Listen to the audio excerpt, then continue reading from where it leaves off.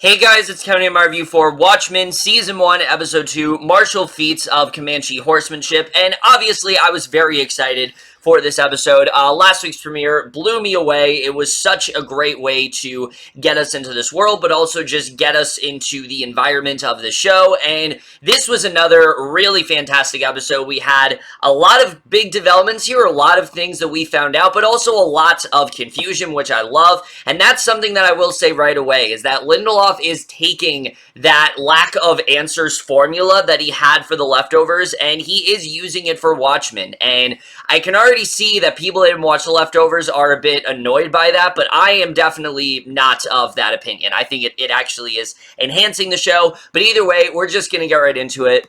So, once again, there was a lot that really did go down here. Not nearly as much as last week. This was definitely more of a table setting type of episode, but the bulk of this episode basically surrounded the characters of Angela, but also this mysterious man in the wheelchair known as Will, who was in fact revealed to be the little boy in the 1921 Tulsa flashbacks, which I thought that was very much what was going on there. I thought for sure there was some sort of a connection, and, you know, for a while I thought, okay, maybe I'm looking too deep into it, but I like that they went with this, because it makes a lot of sense where this is really headed, knowing what he's been through, knowing the knowledge he's known, and Will as a character in this episode is already one of the most fascinating of the entire show. He's a man that has many answers, but he also has so very few of them. There are things that he does for Angela. He has knowledge of the 7th Cavalry. He even blames himself for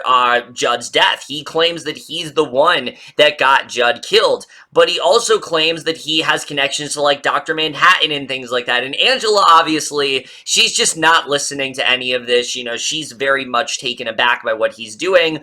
But I think they did a really good job with just getting into the kind of person that Will is and how much he really does want to help Angela. And I think especially by the end of this episode, you know, when he ends up, like, being taken away by, like, that spaceship or whatever, I do think he's sincere. I think as much as Angela thinks, oh, he's crazy and things like that, I do legitimately think that he is sincere with him saying that he has these connections, and I do think that is very much the case. But, of course, the bigger reveal is not just that he was the survivor of the Tulsa massacre, because that was something that was expected. What definitely wasn't expected is that he actually is Angela's grandfather, and basically, you know, her entire family, you know, no one's told her about this or anything, and so she doesn't really believe him at first, but she goes to take the DNA test, and it turns out that that is very much the case. So he is very much connected to what is going on, but he also now has this deeper connection to Angela that we didn't know about, and I really love this a lot. It gets us more into Angela's family history, especially knowing that her family, you know, her ancestors were tragically killed in that Tulsa massacre. It just makes that scene all the more devastating in that way. But I really loved what they ended up doing there for sure. But the other big thing that he lets her in on is basically that Judd was not the greatest person in the world, even though, yes, he was someone that she very much cared about. And I mean, we got to see in this episode the connection that these two had. But again, he also provides her with a lot of answers, even though there's a lot of stuff that is kind of like, you know, very unknown about Will, you know, where his origins are. Well, we know where he's from, but we don't know what he's currently doing. We don't know what he means by, like, he has friends in higher places. He could mean quite literally in higher places. So we don't really know what that's all about, but we do know that he's definitely her grandfather because, I mean, she took a DNA test. Those generally don't lie. So, you know, I think that is pretty much confirmed. But the other big thing is that he is really starting to get her to become a bit more skeptical of Judd and if he really was as good intentioned as she thought he was, because we do actually get to see in this episode what happened on White Night, which I was very happy about because, you know, we heard rumblings of it in the last episode. We knew something had to have taken place with the 7th Cavalry, and we basically see what happened. Basically, you know, Angela and Cal, they're having their Christmas together. The Cavalry end up breaking into her apartment, and they end up very badly injuring her to the point where her partner is shot, and the fact that she didn't have much of a reaction to it, I think is very telling. It's very telling that, like, stuff like this happens all the time, and this is not something that she was very much, that afraid of, but it also could be a sign as to why Judd, was as close with her as she really was, because Angela had, a lot of things don't really frighten her that much. She isn't as unscathed, she's very unscathed to violence and things like that. She's kind of used to it, and it makes sense because we also do get this reveal that Judd had this KKK robe in his closet, and we don't know what this is all about, if this was something that was planted by the cavalry, and they're trying to make Angela more, they're trying to make Angela more suspicious of Judd's real motives. But I am inclined to believe that there is definitely a lot more that he was hiding from her, and there's a lot more going on with him than he was initially letting on. And it actually does make a lot of sense if you think about it, because, I mean, why would this have happened? Judd, we didn't really know a lot about him. The most we got is that we basically saw him from how Angela viewed him, that he was this police chief, and he was trying to do things right, and, he was trying to keep everyone in line and make sure that the cavalry are dealt with and things like that, and he really cared about everyone, but I think he definitely had a darker side to him. And again, it ties back into that idea of the gray areas. That's a big part of what this show is trying to get on and get into. And I think Judd having this whole other layer to him of being someone who clearly had more malicious intent, I think takes on a whole new meaning. And maybe he was friends with Angela not because he genuinely liked her, but because he saw that she wasn't afraid and that she was going to be a tough nut to crack in that way, and that he wasn't going to be able to annihilate her in the way he did. Again, maybe I'm just looking into it too much, but either way, this is a very interesting development, and I'm interested in seeing really where this is going to go, because we know that she swore to Crawford's wife that she will make sure that, she goes after the person that killed him, but what if the person that killed him is actually justified in doing it? What if Judd hypothetically did something immoral? What if he did something that she isn't okay with? I mean, there's a lot of possibilities here, and I'm really excited to see where this goes. But in terms of the Will character, like I said, there's still a lot we don't know about him. A lot of it is very much shrouded in secrecy in that way.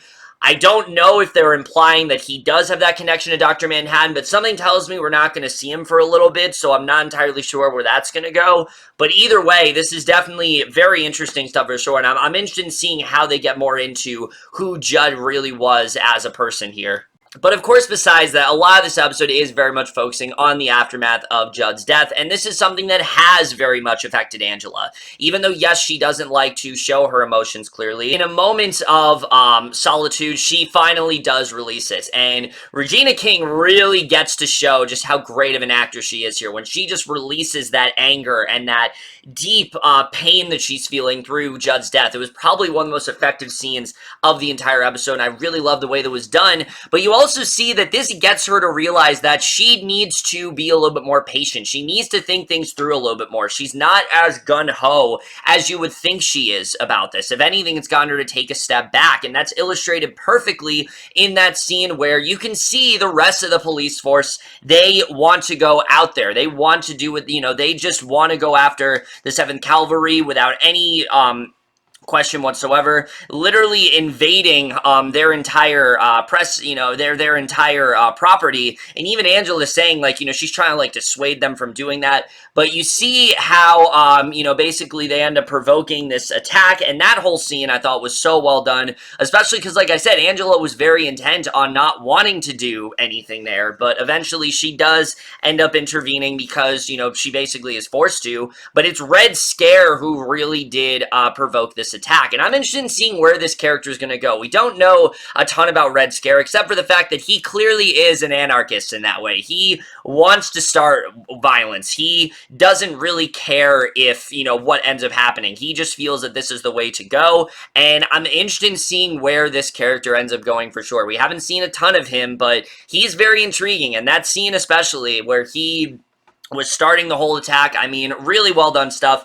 But I also like what we got with Looking Glass here, because even though, yes, Looking Glass is someone who is very intimidating, we see that he is very deeply human as well. I mean, the fact that he has to wear this mask now, it's basically become part of his identity, and now we know why the masks are so important, because the 7th Cavalry, you know, they know their faces, they've identified everything, so this is why they have to wear these masks now, which serve a much larger purpose in the show. It's not just like they're wearing masks because, you know, of Watchmen. They're wearing masks because they have to conceal their identities, because if they don't, their entire police force could end up being, you know, annihilated because of that. That's just how powerful the 7th Cavalry really is at this point, and it just really ups the momentum in that way, and it makes Looking Glass as a character that much more tragic. This is someone who clearly does have emotions, but this mask has become, like I said, a part of his identity, and so, you know, so much so that when he eats, he doesn't even take his mask off. He lifts it just enough so he's able to eat, and he doesn't even get to express his sorrow over Judd's death, even though he says to Angela that he is crying. I mean,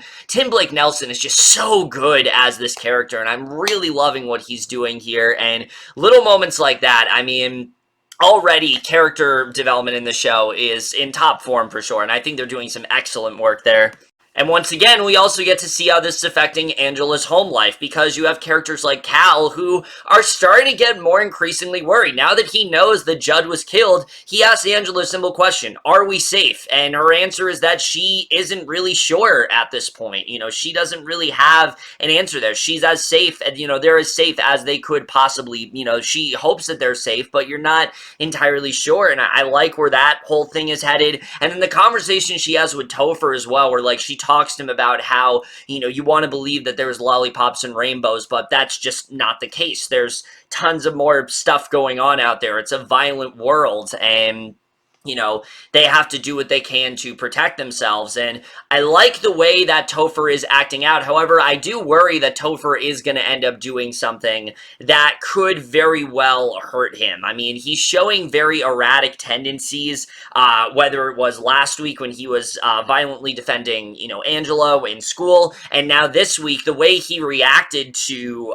Judd's death, even though he said, like, he wasn't that affected by it because Judd was a police officer, we saw him, like, throw all that stuff, so he clearly does have some sort of violent issues, and I'm interested in seeing where they end up going with that. But we also do get to see them watching an episode of American Hero Story, which I'm not too familiar with the comics, but I've heard is a very big part of it, and a large part of it as well was who actually is the character of Hooded Justice, and we don't get the exact identity, but what we do know is that the person that basically, you know, the person that the person that was thought to be Hooded Justice actually isn't. So I don't really know where that's headed, but I will say I think they did an excellent job with portraying that for sure. And again, this show just understands time periods so well. I mean, whether it's that scene or the other opening scene this episode with the, you know, flashbacks to World War I and things like that. I mean, this show is just so dead on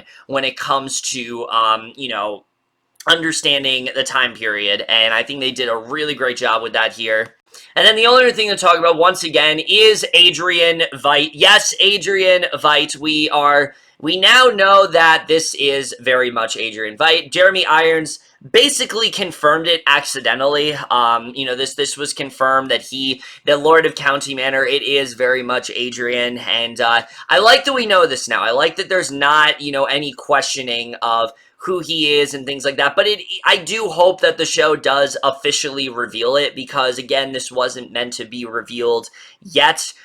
But I will say, his storyline is still very strange, and we know about as little of what's going on as we did. You know, we know about as much as what's going on as we did last week. Although we do know a little bit more, but not really a ton is revealed. Basically, you know, he puts on that play that he wanted to, and the play ends up turning out that it's a whole play about the Watchmen, and you have Mr. Phillips playing like Dr. Manhattan and things like that, and it goes off without a hitch until we see that basically Mrs. Crookshanks ends up incinerating Mr. Phillips right at the stake, burns him at the stake, but then another Mr. Phillips ends up emerging. Turns out, Veidt has, like, tons of clones of, like, Crookshanks and of Phillips, and I'm not entirely sure what this is supposed to mean. He has them at his disposal. I don't know if he intends to, like, use them at some point, but again, I have to believe that he is a part of, you know, a larger piece of the puzzle than we think he is. Again, I don't know if he orchestrated the 7th Cavalry, but I think he definitely played a large role there, and I think he definitely has some kind of plan, and we're not entirely sure what's going on. And again, there is a lot of mystery going on here. We don't really know a ton of what's actually happening. We don't know what the 7th Cavalry are planning. We don't know how, like I said, Adrian Veidt fits into all of this. We don't even know really what Will's all about. We know, obviously, he is being sincere with Angela. We know that he's her grandfather, but does he have these connections? You know, is he working with Dr. Manhattan? Obviously, he was taken to space, and I don't think that that was an accident. I think definitely there is something more going on there that we don't know about, so I'm excited to see what that's really about.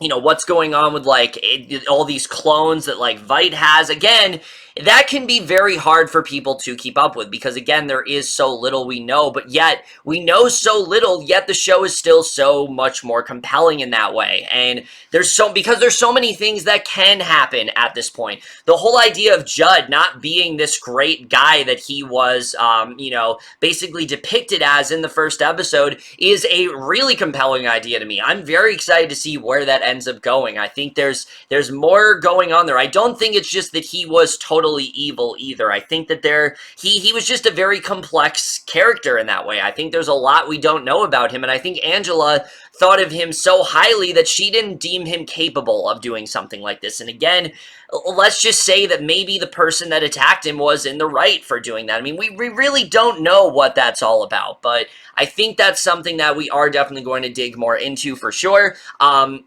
Like I said, Angela is a character, you know, her repressing her emotions and finally kind of like releasing them at this point, I think is very interesting, and we really don't know where she's going to go. Laurie Blake is definitely going to show up, though, next episode. I think we're going to start to get some more answers there for sure of what's really going on there. But characters like Red Scare, I think definitely is a threat to the show for sure. I mean, the way that he is just straight up enacting violence, and he doesn't really seem to care if riots break out or if he does anything.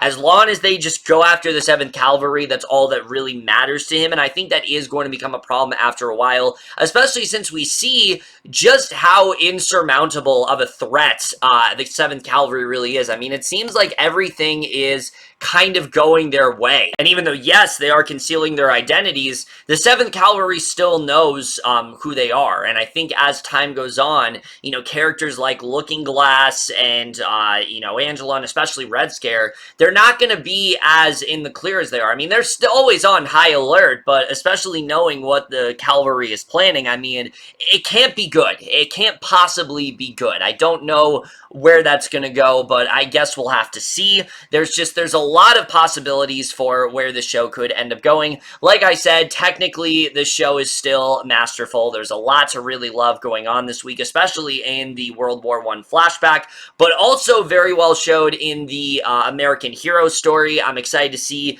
how that really fits in as well, kind of serving as like the Tales of the Black Freighter of this iteration of Watchmen, which I really do love. I like what they're doing there for sure. I think that the scenes of violence and all that stuff was very well portrayed here. But characters like Will and like the reveal of the clones and also knowing what happened on White Knight and knowing of Judd's possible duplicity really just up the tension, really ups the stakes and makes this even more compelling of a watch than it already was. This was yet another really strong episode for sure, and I am going to give Watchmen Season 1, Episode 2, Martial Feats of Comanche Horsemanship overall in A. So overall, guys, in my review this episode of Watchmen, let me know what you guys saw this episode overall. Left your thoughts on it. What do you think of this show so far? Do you like where it's going? Left your thoughts on that as well. We'll see you guys in my next video, and we'll see you guys for that. Okay, bye.